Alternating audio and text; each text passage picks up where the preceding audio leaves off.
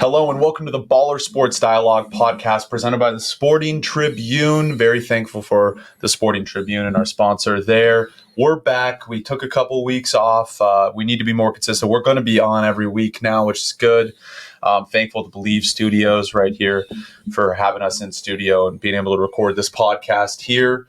Look, there's a lot to talk about, man. There's what a great time to be an NBA fan. We got the Lakers, winning 6 out of their last 8 games. Again, might change by when you hear this. Recording this on Friday, might not be up till Saturday or Sunday. So Lakers could lose or win against the Raptors, win or lose against the Knicks. Don't know, but at the same time, Davis playing excellent. Let's start there. What are your thoughts on Anthony Davis right now? I mean, Anthony Davis is playing just about as good as you'd want as a Laker fan, right?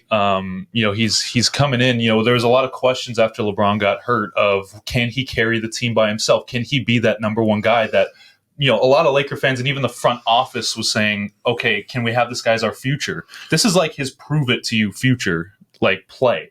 And Anthony Davis is playing. Look, he's got 39 points in the last whatever games. He's had a 38-point game. He's had a 22 rebound game.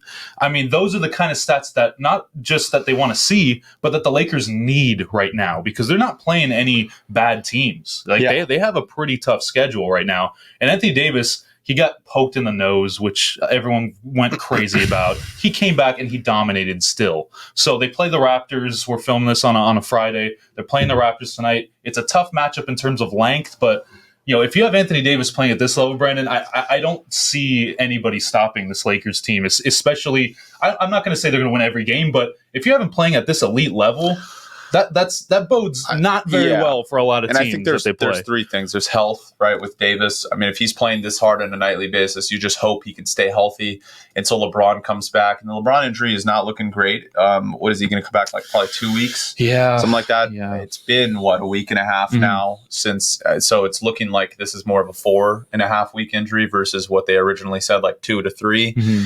But the Lakers seem to be fine. I mean, they're winning games. The thing I get concerned about is tonight. You guys will probably already have seen this game. I'm a little nervous about Ham's rotations with Reeves and Troy Brown tonight because D'Angelo Russell is coming back and Dennis Schroeder, who's been playing excellent. His change of direction, superb. Really one of the best in the league with the change in the direction and getting to the hoop, getting teammates open. Then you got Austin Reeves, who's doing these trick plays, efficient, one of the best shooters on the team, great defender. What do you do with them while D'Angelo Russell is now back? And look, it can't hurt having a guy like Russell come back and help you. Because remember, they were on this stretch run over the past 4 or 5 games without LeBron, without D'Angelo Russell. And they were winning a lot of those games, right? So now you get Russell back. Interested to see with Fred VanVleet on him what they're going to do tonight, what they're going to do against the Knicks, who might be shorthanded without Brunson. So a clear opportunity to maybe finish the week 3-0 or at least 2-1, even if they have a blunder. Because look, the Lakers team, they can't hide from their occasional blunders that they have every once in a while. We saw it against the Timberwolves, game they should have won. We saw it against the Grizzlies, game they came back and were leading most of the game, but then they were down 20, got within 5, and then they lost, right? I mean, they couldn't hit the broadside of a barn. Concerned about their 3-point shooting, really am. Right now, they're relying a lot on Davis, really changing the pace, getting it inside, dominating there, which is a good thing to have, a guy that can really do that. But Troy Brown Jr., it's very reliant on him hitting threes, Reeves hitting threes. Beasley as well. Beasley didn't have that good of a game. What do you say about Beasley? He's like, to me, he's like a stock market. Like he's up and down. Like you'll have one where he's shot up, and then one not game quite Marcus Morris Taiwan. Okay, but I'm not going to we'll get into that a little bit later about Marcus Morris and the Clippers. But for them to be that shooting team that they want to be, where you can just dish out. Troy Brown Jr. has been awesome, by the way, in terms of 3-point shooting. Austin Reeves has been very efficient, like you said. But Beasley is that guy that they need to be consistent. And I haven't seen it yet. I hope it does because he is lethal when he's hot. And this kind of seems like a must-win tonight. I mean, with what's going on in the Western Conference, right? They're 9th right now. If they win their 33 and 34, a couple teams lose tonight, they could all of a sudden be, tied with the 7 or 8. I mean, by the end of the night. Not by the end, because Dallas isn't playing tonight. I don't know about Minnesota, but at least by tomorrow night, or at least by the next game on Sunday, they could either be 11th, 12th, or they could be 7th or 8th. That's how crazy this Western Conference is. And by the way, I've mentioned this a long time ago, and I've mentioned it every single podcast we do. 14 of the last 15 NBA champions, top 11 defensive rating. Since the trade deadline, the Lakers are first or second. First in defensive rating. Jared Vanderbilt making a serious impact. Anthony Davis, no one can score inside on them. Even Troy Brown Jr., Austin Reeves, guys are playing defense. Even Rui Hachimura was locking up the other day, and Lonnie Walker. And I was like, man, this is like a culture shift. This is a team that's happy. They're jovial in the locker room, according to Malik Andrews. And look, they're up to 13th in defensive rating overall, and that number is only going to go up if they keep playing defense. I was going to say, this is my main concern. Russell comes back, right? He's probably going to fill Austin, because Austin Reeves is primarily playing point for this, backup point for this run. Schroeder's been really good defensively. When Russell comes back, that defense at the point isn't going to be that good. I'm kind of worried about how, like you said, the rotations for Darvin Ham. Now that Russell's back, Reeves, that defender that you had on some of their top guys, is he still going to be there down the stretch? Because you have to have Russell in there for his offensive game down the stretch. Do you have Troy Brown Jr. out there at the end of the game? Do you have Austin Reeves out there at the end of the game? These are kind of questions that, sure, you'd like to get D'Angelo Russell back, but it kind of creates a little bit of an issue defensively. So, well, what do you think? Do you think they stick with Russell down? I mean, they have. I think you have to, because what have they been lacking without Russell? 3-point shooting and offensive sparks besides Davis. They've had to rely a lot on Troy Brown and Austin Reeves and Schroeder, and I don't think that's sustainable, especially in a 7-game series. Obviously, you'll have LeBron hopefully back, but Russell, what he provides is an elite 3-point shooter, elite offensive playmaker, and I think you can live with him getting beat by the opposing team's guard every night. I think you can live with that if you rotate well, and I'll give Darvin Ham credit. Whatever he's doing, the team is rotating very well on defense. They're really causing a lot of problems. Memphis was a team that had scored 48 plus points in a quarter twice over the past 3 games, and they couldn't do anything offensively against the Lakers. I mean, Desmond Bane turned into Denzel Valentine all of a sudden.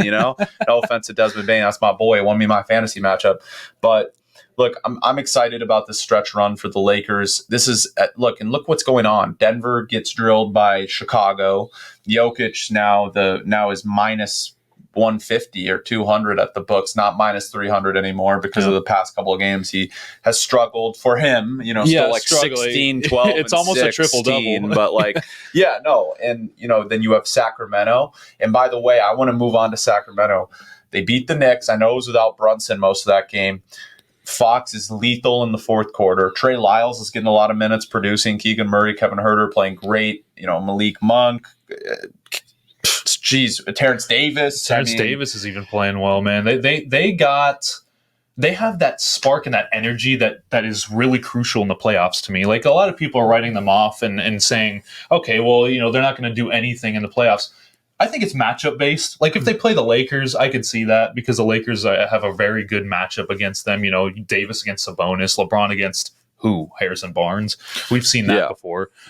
So it's matchup based for the Kings. Like, if they get Dallas in the first round, say, I'll take the Kings, honestly. Right now? Oh, absolutely. Yeah, absolutely. Right? I mean, against Minnesota, I'd take probably Sacramento. Yes, but it's matchup based for them going. And there's a couple of things we have to note about Sacramento. The reason why Armani Buckets, our boy, was the first person to say, I could see them in the finals. And I'm like, no, but look, there's a possibility. 2 things. They're going to have home court advantage a lot of time. Light the beam. That place is electric. Okay, their home games. Cool. They're going to... Who are they not going to have home court against? I mean, Denver might lose in the first round. They could have home court the whole playoffs, right? Yeah. Like, that's crazy. And that is even a problem for the Lakers if they have to play more games in Sacramento than at home, right? Or any team they play. That's one. Second thing, they have the highest offensive rating in the history of basketball. They're putting up points like nobody's business. Transition, they play excellent. Mike Brown should be a Coach of the Year candidate for sure, possibly even win the award by how he's orchestrated this offense. Listen to that. Number 1 of all time. That's over the 2016 Warriors. Yep. That's over the Rockets teams with Harden. That's crazy. That's insane. Those are D'Antoni coach. Those are like historic coach team and a Kerr coach team. So that's impressive. The only thing is their defensive rating is 26th, right? 116.7 defensive rating. Again, historically, now maybe they could become the outlier that gets to the finals, maybe wins the finals.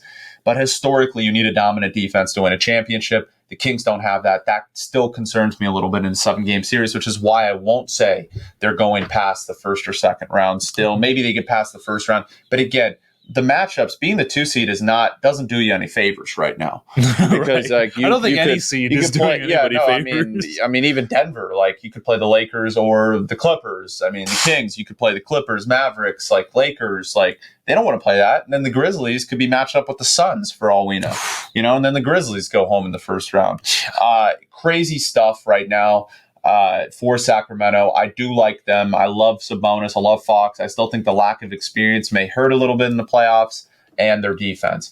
What I do want to get into is Denver, because what Denver's become a team that a lot of people need to take seriously because past previous seasons with Jokic, right? Guys were hurt. Their defensive rating was not great. Always a great offense. Jokic is superb. Now they fit that historic mold. What's their defensive rating? 113.9, 11th in the NBA. Again, top 11 defensive rating, 14 of the last 15 champions. I know that he gets cooked, Jokic, by opposing players inside. He just did against the Bulls. The Bulls abused him. I know, but he outweighs and that. And the Raptors did too. He outweighs that with probably the biggest, the most brilliant offensive game we've ever seen by a center. I mean, they're second in offensive rating, so they're just behind the Kings. And it's a historic offense as well. Yeah. Telling you, if Jokic, we know how Murray gets into the playoffs. I know Armani Buckets was saying that, look, I will take the Lakers over the Nuggets in the first round. I don't know about that. That's a team I would rather play Sacramento than Denver in the first round. That's crazy, but I think Denver still has to be the prohibitive favorite in the Western Conference, right? Yeah. I mean, look, they have all the intangibles. In years past, their bench was pretty much horrible, right? It was just Jokic, and Murray wasn't there the last 2 years. Michael Porter Jr. was out here and there. So they didn't really have that supportive cast that they have now. They have KCP, Bruce Brown, Jeff Green has been really good. They have, Conchar, they have all these guys that really fit the mold of what you want around Jokic, which in years past they did not. This is why I'm a little bit more confident about them this year.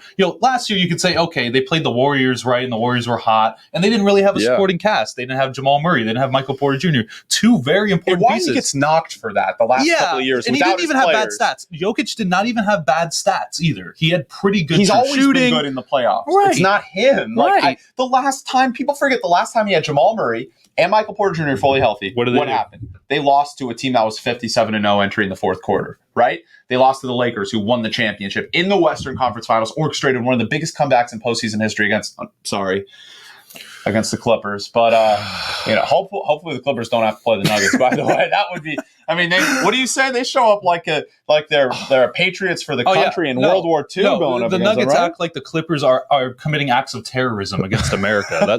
That's what the Nuggets, they think they are. So we'll get to that later. But in terms, I want to mention Jokic's playoff stats in his career, because people think that, he's not a good playoff performer. 26 points, 11.5 rebounds, and 6.5 assists in 48 games. It's not a small sample size. This is 48 games. I'm probably 70% true shooting or effective field goal percentage as well. I'm assuming if you look up his EFG after. It's just insane. Stats and then put EFG percentage. I'm assuming it's 62 plus at least. Okay, a little bit under 60. A little bit under, but still good. Because he's had to do more over the past couple of years without his players. Yeah. So we know the Nuggets are good. I want to get into the Eastern Conference because I think now there's some polarity issues in the Eastern Conference. It's getting crazy. The Celtics are losing. But before we do that, last thing I want to talk about, Clippers. Let's get into it right now. This is a team I've been adamant about saying could still make a run and go to the finals. I know it's crazy the way they've played recently, but they could do it. And I said on the Arash Markazi show, the only person that was like, I do not think they'll be in the play-in. I think they're better than the Warriors. I think they're better than the Timberwolves. I think they're better than the Mavericks. And they're certainly better than the Lakers. Maybe not. But the other teams, right now, the Lakers are one of the best teams in basketball. There's no way around that. Unless they lose to the Raptors tonight, then they're back to being mid. It's crazy how one game can do that. Come on, don't lose to the Raptors. Raptors have the most anemic offense I've ever seen. They were horrible against the Clippers. Scotty Barnes dribbling 8 times and he has no jumper, and he gets and Gary Trent was 1 out of 8 from 3. How do you not? He was 0 for 10. The Lakers should quit basketball if the Raptors beat them tonight. There is no way they should lose that game tonight against the Raptors. There is absolutely no way. All you do, very simple, Russell threes, and then you get the ball to Davis inside. The Raptors cannot defend the three. If Troy Brown has 5 threes or Russell has 5 threes, the game is over. It is over. Even if Beasley has half of what he has. Beasley needs to step up. Otherwise, he's going to Taiwan with Marcus Morris. No, he's not. He's making $16 million next year, Beasley. He's better than Marcus Morris. Marcus Morris, no shame in going to Taiwan. Dwight Howard, 4-time Defensive Player of the Year. He's in Taiwan living it up. Marcus Morris, you've had a great career. Please go to Taiwan next year. You were the worst player in the NBA. I'm sorry. Better than probably, maybe not better than us right now. And that's crazy to say an NBA player, but what does he bring on either end of the floor? I know I could get 4 threes in an NBA game and make good basketball decisions. Here's the thing. What does he do? He's getting open looks. I cannot tell you how many times I have seen him shoot a wide open 3 and clank it either in clutch time, in a time where they need to break a spell. Every time he needs to make a clutch shot, it is not on. Not only that, and it's a miracle. He hit like 2 shots in a row twice the past week, and those were the only 2 shots he made in either game, by the way. Yeah. By the way, if Vegas keeps putting his line, PRA Morris, under. You guys want to make some money every game Morris plays, under PRA. It could be 8, still under. Maybe he gets 4 rebounds and hits the line, but I doubt it. Morris needs to be on the bench. I think that's number 1 with the Clippers. Think about how much better they would be. Russell Westbrook's actually playing really good basketball. You put Robert Covington out there instead of Marcus Morris. Terrence Mann was a godsend. And people are like acting surprised on Twitter. Like, why are you acting surprised? He does this in big minutes, Terrence Mann.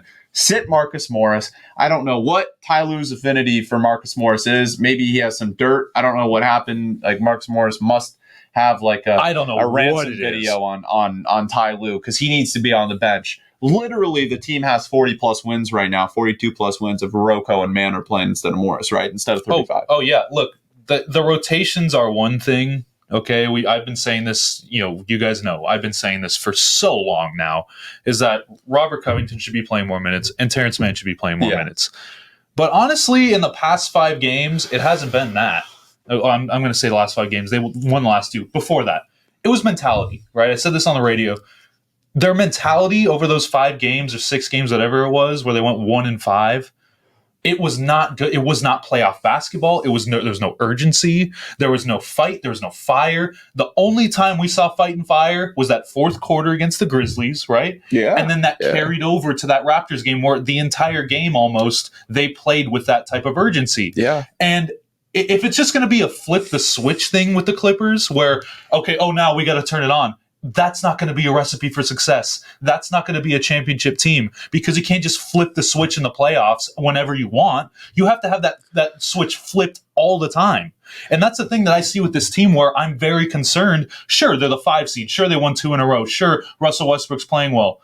If Terrence Mann and Robert Covington aren't getting as much minutes as they deserve, and not even Robert Covington, even if Eric Gordon plays more minutes than Marcus Morris, that's fine too. Yeah. But the problem is that Ty Lue just thinks that this 4 in that lineup where it's Russell Westbrook, Paul George, Kawhi Leonard, and Marcus Morris, he thinks that's the recipe for success. And it is not. You're not going to win with that in the playoffs. There's 13, 14 games left for them to get it right. So I hope that's enough for them to kind of figure things out, and they have a lot of rest. I think they have 2 games in their next 10 days, or 3 in the next 10. So they have a lot of rest, but that mentality, that urgency, that dedication to the defensive end, I have to see that for more of a sample size. That was a Grant's rant right there. I love it. The Clippers. That's a lot of built-up hate they have inside. I've been waiting for this since the last one we did. I had to say it. By the way, don't listen to the media about Russell Westbrook. A lot of media members saying he's, Thank you. Russ the Builder. I know I joke about that. Okay, it's not true. It's not fun. true. It's funny, though. It's pretty funny. He's actually setting more screens than he's ever done with the Lakers. He's more diligent about his playmaking with the Clippers. Like he's taking good shots. He's actually knocking down more threes than I thought. And he's getting guys open. Sure, the Raptors caused the most turnovers. They forced the most turnovers in the league. So he had a bunch of turnovers. But look at these lines. I mean, I know the turnovers are a problem, right? 4, 4, 5, 4, 3. That's going to happen with a guy that has the ball. I mean, look at Trae Young, Jason Tatum, Luka Doncic, Giannis. Their turnovers every game are like 4, 4, 4, 5, 6. Like that's going to happen. Right. What I'm looking at is, by the way, the blocks and the steals are up with Westbrook. The assists, 10, 6, 10, 6, 7. And look at the jumpers, 5 out of 11 with his field goal, and his plus minus. The last 3 games, plus 10, plus 9. Last game against the Raptors, he had the highest of anybody, plus 12. Yep. And he didn't even play in the fourth quarter either. Yeah. So Ty Lue kind of made that rotation, and which I like that. I like that because Westbrook toward the end of games, the problem is we saw it against the Kings the other day in the game they came back. He was instrumental in the comeback and then the choke. Russell Westbrook, he's a great player for the first 3 quarters, and the problem is you can't have him out there in the final 3-4 minutes because he can't shoot. He's limited in shooting, and he gets cooked on defense. And it's sad. I wish it was different. And every once in a while, he'll show people, he'll hit a 3, and he'll be like, okay, great. That's where he gets a lot of the hate. If Ty Lue's smart, you play him 27, 28 minutes the first 3 quarters, and then the final 3 minutes you put Terrence Mann out there. That's exactly what he did. And that's what he did. And what did that do? Surprised. You won. I was shocked. You fended off a Toronto comeback when the old Clippers would choke that game. They would have choked. They played elite defense. And again, I think defense is the calling card for the Clippers still. They're 14th in defensive rating. If they truly want to win a championship, they got to get that defensive rating up over these past 13 games. And I'll tell you right now, Marcus Morris is not going to help that. No. We'll see about the Clippers. They got the Knicks. I'm excited to see what they do against them. We know on April 5th they're going to beat the crap out of the Lakers like they always do. I would be so sure about Arash that. is always like, I want to see the Clippers in a 1-game playoff. Are you kidding? They've beaten us like 40 out of the last 42 times. But that was not this Laker team. This Laker team is a lot different. You got to understand that. But the Lakers, Clippers, you think that the Nuggets think the Clippers are committing acts of terrorism. Clippers think the Lakers are committing acts of terrorism every time they play. They get up for everyone. They get up for the Lakers. I mean, Reggie Jackson turns into prime Michael Jordan when he was on the Clippers and shout out to Reggie Jackson. Might actually get a ring this year on the Nuggets. Hopefully, that'd be sick. I want to see Jokic get a ring. Let's get into the Eastern Conference. I do want to end. We got about 18 minutes left here. It's going to be a shorter 40-minute podcast versus an hour. We want to be very, very concise with this. Let's go into the Eastern Conference, and I want to end on MVP voting because I think Jokic is unanimous. I stand by it. Embiid and Giannis are catching up a little bit, but my bet's on Jokic. I put like $1,000 down on Jokic to an MVP, so he better win. Let's get into the Eastern Conference first, though. Bucks are now first by 2 games, 48-18. They have a 2.5 game lead. They've been excellent. Their only loss was Harden going nuclear with Embiid on that pick and roll game late in the game. 21-2 in their last 23, by the way, which is ridiculous. And I have a future on the Bucks to win the championship. I do think they're best suited to win in the Eastern Conference because their defense, elite defense. All year they've been 110.6 defensive rating, 3rd in the NBA. They might even push it to 1 or 2. I know Cleveland and Memphis have 1 and 2 right now, and those are teams. Memphis kind of crazy that they still have that. Well, because of Jared and Dylan Brooks. Say what you want about him, he plays defense. So does Bane. I mean, they get up. Xavier Tillman defense. Taylor Jenkins, one of the best defensive-minded coaches in the game. And Cleveland is another team we'll talk about in a sec. I like Milwaukee. Obviously, Giannis Antetokounmpo playing great. Bobby Portis had 22 and 18 yesterday. Such a good piece. He's a great player. Drew Holiday, one of the best two-way players in the league. Brook Lopez almost had a triple-double with blocks yesterday. Just crazy. 9 blocks. Defensive Player of the Year candidate. That's a team. Obviously, the Celtics, we know about them. The depth. I want to see more consistency from the Celtics, but they're the most balanced team in the league. They have a top 6 defensive and offensive rating. Jason Tatum, Jaylen Brown, arguably still the best duo in the league. Probably still the best duo in the league, considering Durant sprained his ankle. It's a whole different conversation. Oh, man. Everyone's spraining their ankles in warm-ups. I know. Everyone just don't warm up for now. Just until like the end of March. Don't warm up. Yeah, then they tear their ACL instead. Please don't. Malcolm Brogdon, Derek White, great. I know Time Lord's out for a couple more games. Robert Williams, when he comes back, should be fundamentally sound on both ends of the floor. Marcus Smart playing good basketball. Even Al Horford turning into, I call him the Grim Reaper. This guy turns back the clock, turns into Prime Hakeem in like the weirdest games. Against the Knicks, he had 36 points and 12 rebounds. And the next game, he'll have 5. Well, so did Emmanuel Quickly, and then Emmanuel Quickly went down the hill. Emmanuel Quickly's good. It's about usage percentage for Quickly. Yeah. I like the Celtics. The team I'm looking at to pull off the upset here, a lot of people are saying the Knicks, but if someone's going to upset the Celtics or the Bucks, and no, it's not the Sixers, they're going to choke. We know. Death taxes, Doc Rivers choking in the playoffs. I hate to say Not just Doc Rivers, James Harden, Embiid. I hate to say. I mean, Embiid's actually legitimately played well in these games. You know, it's not his fault Kawhi hit that shot. I know. How did that team lose with Jimmy Butler, Ben Simmons? At the time, Ben Simmons was a top 15 player. He was That's all-star. crazy. And Embiid. I think the Cavs are the team to pull off the upset. Too. This I'm is why. so glad you said that. This is why. And I know we'll agree here. Number one in defense, so they have a great shot at winning a championship. 110 defensive rating, elite. Top 10 in offense, too. 10th, 115.7 offensive rating. Garland has been hitting a stride recently. He's been excellent. Mobley has had a second half surge on both ends of the floor. And even though Allen's production's gone down a little bit offensively, the best interior tandem in the league by far, Mobley and Allen. Oh, sure. And what they lacked last year, which is why they couldn't get a playoff run. This year they can. Donovan Mitchell. My Lord. Donovan Mitchell in the playoffs is a different animal. And when you have a guy that is like a Damian Lillard, a Donovan Mitchell, that can just go and take over games in the playoffs, that is insane, right? Playoffs in his career. I mean, look at these numbers. 28.3 points, 5 rebounds, 5 assists in the playoffs in his career. Trust me, I know. He played the Clippers in 2021, and he almost single-handedly beat them. The only reason why I choked is because he had Gobert on the team. Or exactly. But, he doesn't have that anymore. He has Allen and Mobley, which is like way better. And Garland. And then, Karis LeVert's playing better. Okoro's playing well.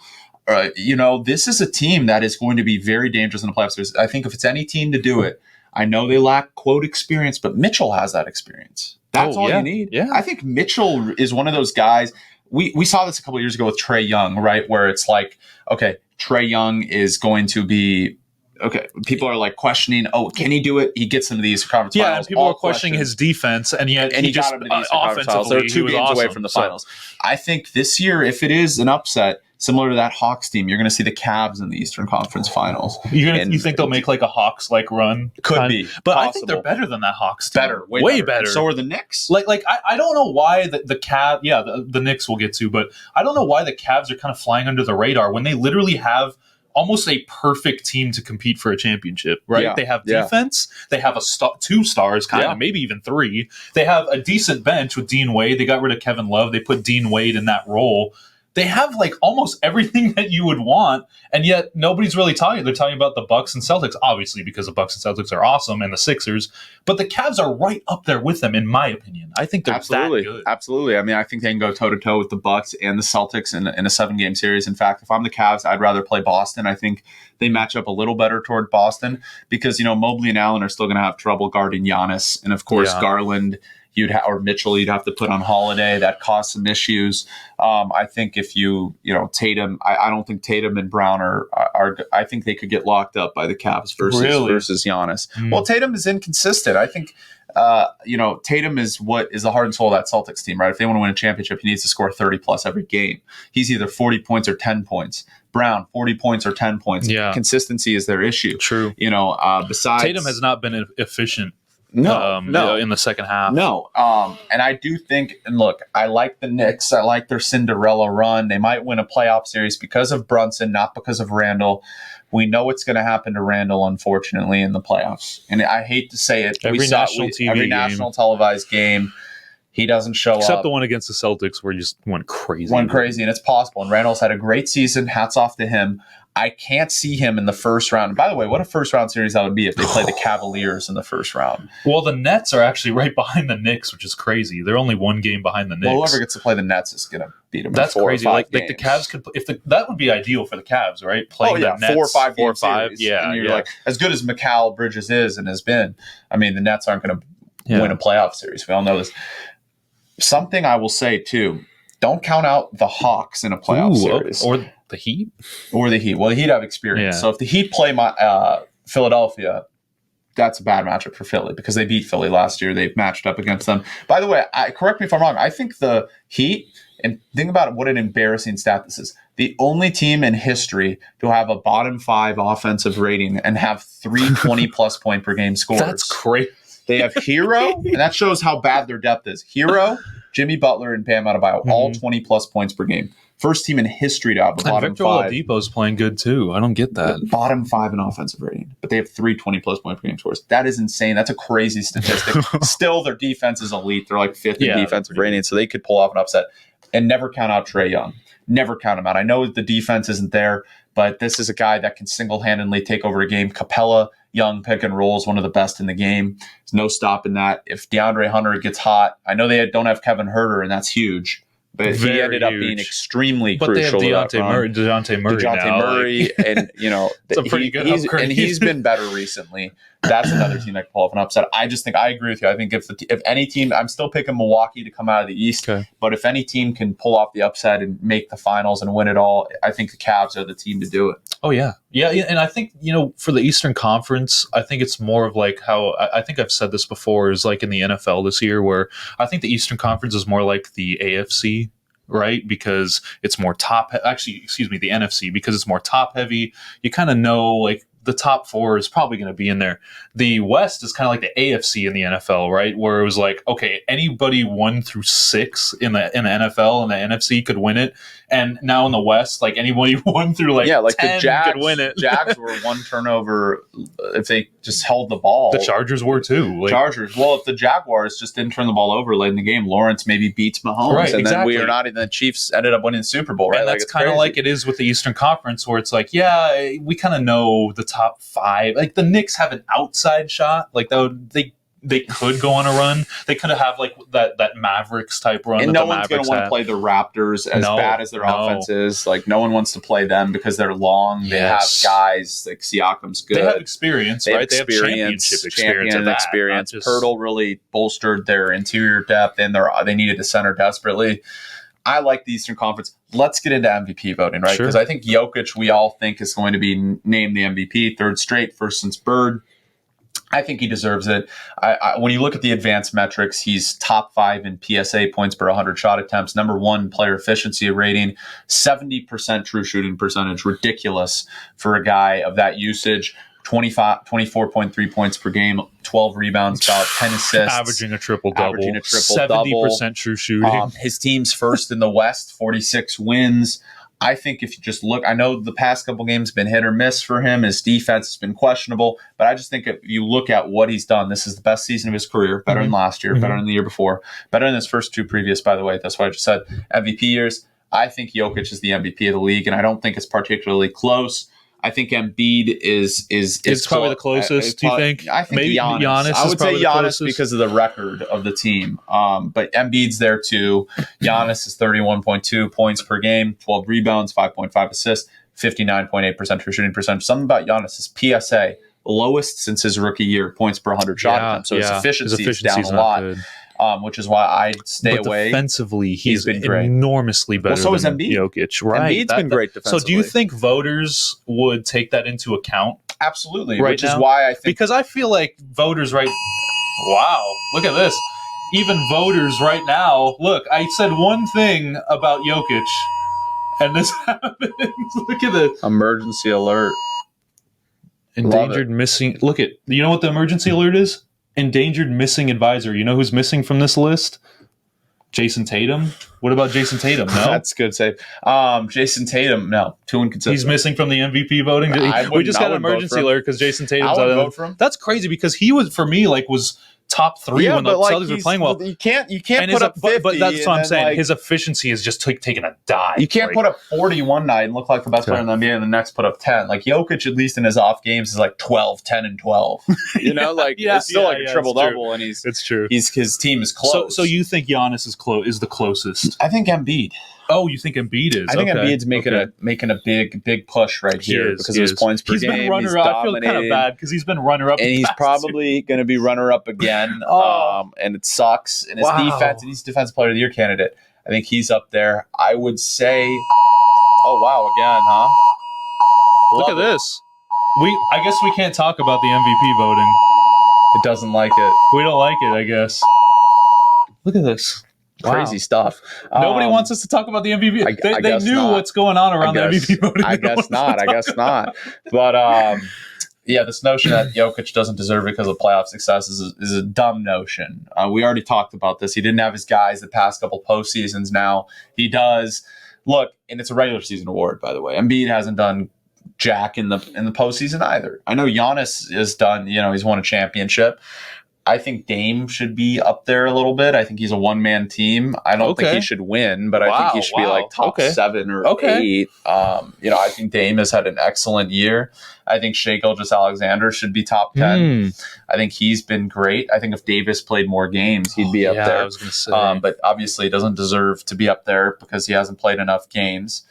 But it's gonna be a good. So you're with Jokic. Yeah, 1. I'm with Jokic, but I think that Giannis is 2 and then Embiid 3. Okay, just because I love Giannis's defensive effort. I think for me defense matters a little bit more. That might be how it goes. That might be how the award goes. All right, let's go to Rookie of the Year because I think I just came out with an article. I think it's Jalen Williams who's the most efficient rookie we've seen come into the league in a long time. 2-way player, 2.2 steals per game over his past 7 games.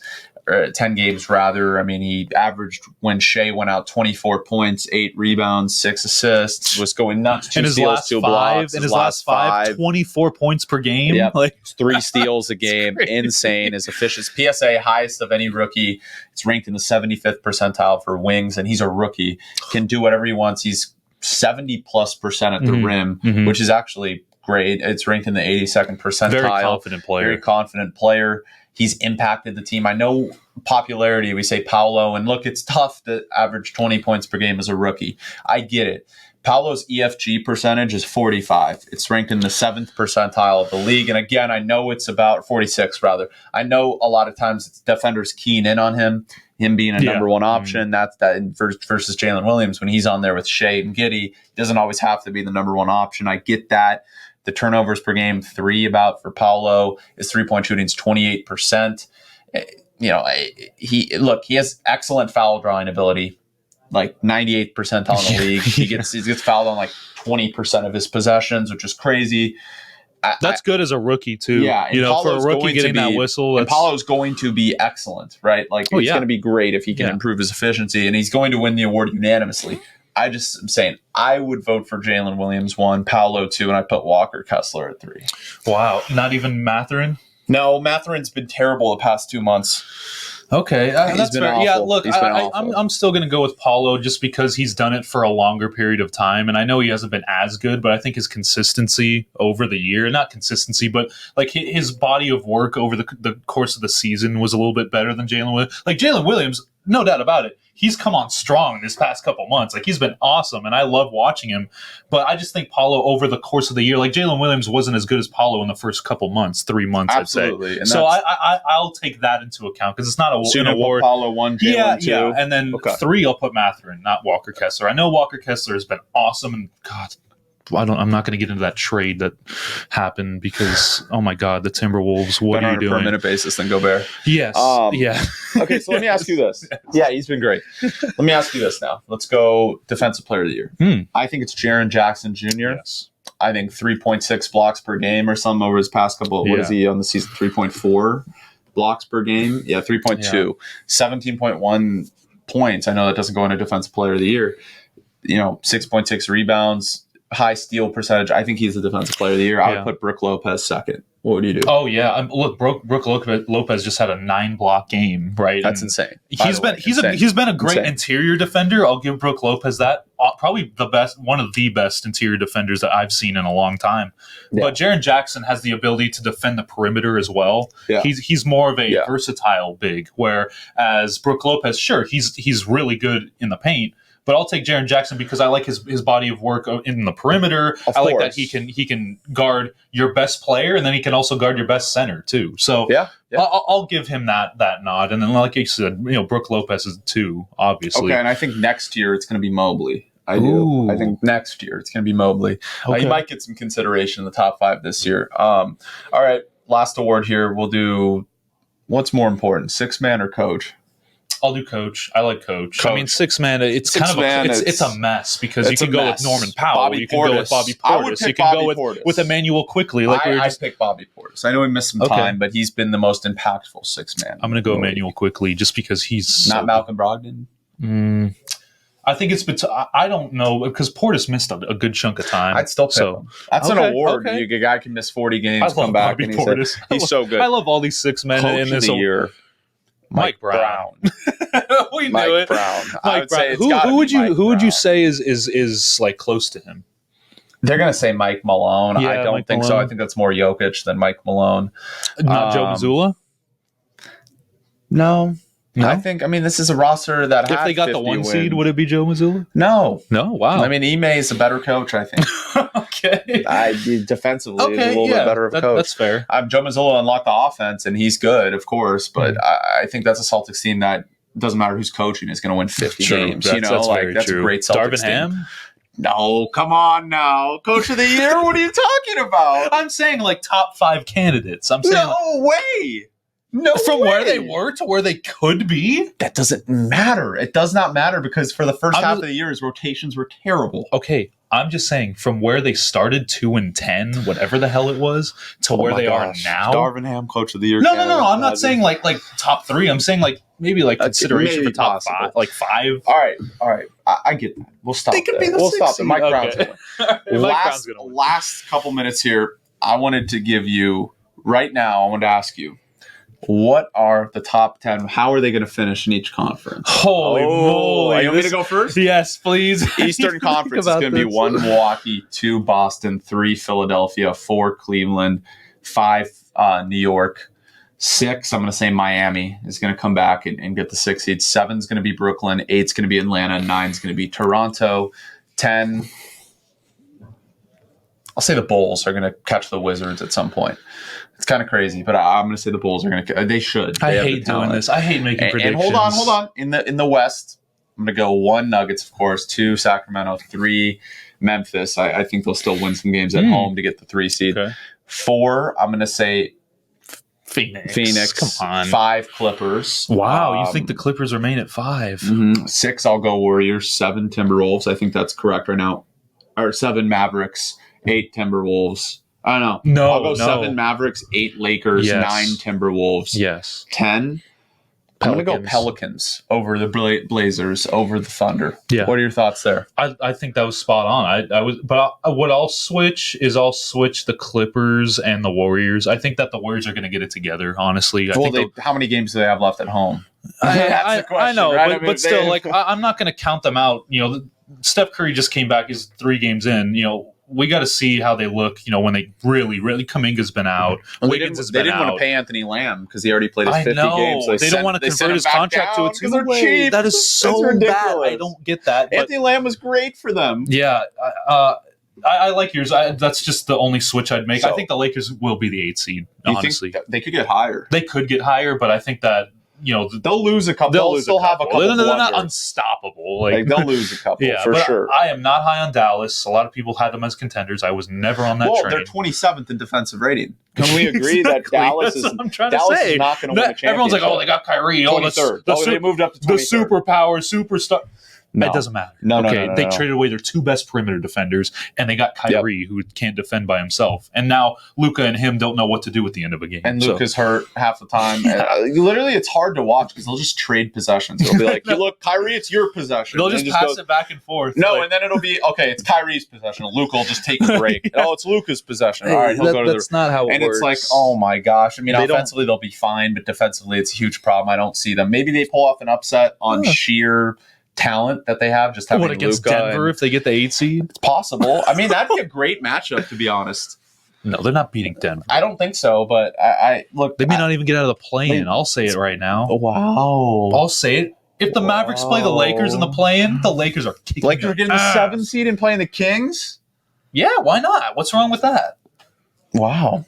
I love the Lakers' depth. I love the Lakers' depth. I'm sorry. I'm a Clipper fan. Whatever. I love the Lakers' depth. Wow, I'm telling you how it is. I love what I'm seeing from them. If the Mavericks play against the Timberwolves, let me ask you this. You said in the Eastern Conference, who's the team that's going to pull off the biggest upsets in the Western Conference? We'll end there. It's either going to be the Kings, because I think the Kings are actually legit. It's crazy that we're saying a 2 seed can upset somebody, but nobody believes in them. The Kings, and I think that the Lakers. That's maybe good. The Pelicans. I think everyone thinks the Lakers. Maybe the Pelicans. At some point, it's not crazy to say if they get LeBron back and they play the way they are, and they have the best defense in the league, that they could go win the championship. It's not even crazy. I don't expect it, but I'm just saying with what's going on in the West, it's not out of the question. No. This is a very good Lakers team, even without LeBron. I already said the East. No, but how about an upset? What do you think? Another upset in the East? Yeah. Like a team that's towards the bottom. I told you, like Atlanta. I said teams toward the bottom. Atlanta. Okay, Atlanta, maybe Toronto. I'll take Miami or Toronto. Well, Miami is not going to. They're going to be sixth. Yeah, but that's not really a high. They're going to. Okay, I'll take Miami over Philly in the first round. Ooh. Because they play each other. I'll take them right now. I'll say it right now. Philly is going to choke. Jimmy Butler is their father. He literally did it last year. He's going to do it again. He's going to do it again. I mean, Embiid and Harden fold against the Heat. We've seen it 1,000 times. Wow. Doc Rivers completely gets out-coached, outclassed by Eric Spoelstra. And Miami is a team built for a playoff series because of their talent and their experience. They just are. And even though this is the worst Miami team in years, they will win their first series against the Sixers. They will. I just think that's going to happen in the West. I'll say that the Clippers are going to beat the Grizzlies in the first round. If that's but is that an upset? Like the Grizzlies are in a free fall. Thank you. Kings or I'm saying Nuggets. like teams like 7 through 10 that could maybe like Lakers win a round. Kings or Nuggets. I mean, if Cat doesn't come back, don't count out the Timberwolves in a 7-game series because with one center, Anthony Edwards. Lethal. With one center, they're leading. And Mike Conley's been playing great recently. He has great experience. Mike Conley. People forget Mike Conley was in the Western Conference Finals in 2012 or something. Like that dude's been around for years, bro. Like that guy was playing in the Western Conference against Finals the Clippers. He was playing against the Clippers in the first round. Were born, like it's crazy. Or they were like toddlers. Yeah. So no, I wouldn't count them out. I think Dallas is not going anywhere. I think that New Orleans. I mean, if Ingram's there, they could win a couple games. Zion will be back before the end of the regular season. I think. Oh my God, I don't know. Okay, say you just get him for the play-in. I'll take that team. So who's the team you think right now? I think it's Denver. It's hard for me to say. Like the solidified favorite. Some people say Phoenix, but I question their depth immensely. I question their depth all the time. Kogi was 0 for 8 the other day. They were relying on Ish Wainwright to be their fourth best player. KD, I know it's better news than they hope, but you don't know how he's going to be when he comes back. His injury history is kind of concerning me now. So I'm not really big on their bench and him being healthy. So I'll take Denver. They're just the most overall well-rounded team in the West. I'm really hoping for a Lakers-Clippers West Finals. If that can even happen. That'd be great. Great. I'm really hoping for that. Well, this has been the Baller Sports Dialogue podcast. Thank you guys for listening. We'll be back next week. Check us out on TikTok, Baller Sports Dialogue Pod, and on Instagram. Thank you. Presented by the Sporting Tribune. We will catch you guys soon. Go Lakers. No, go Clippers. Both.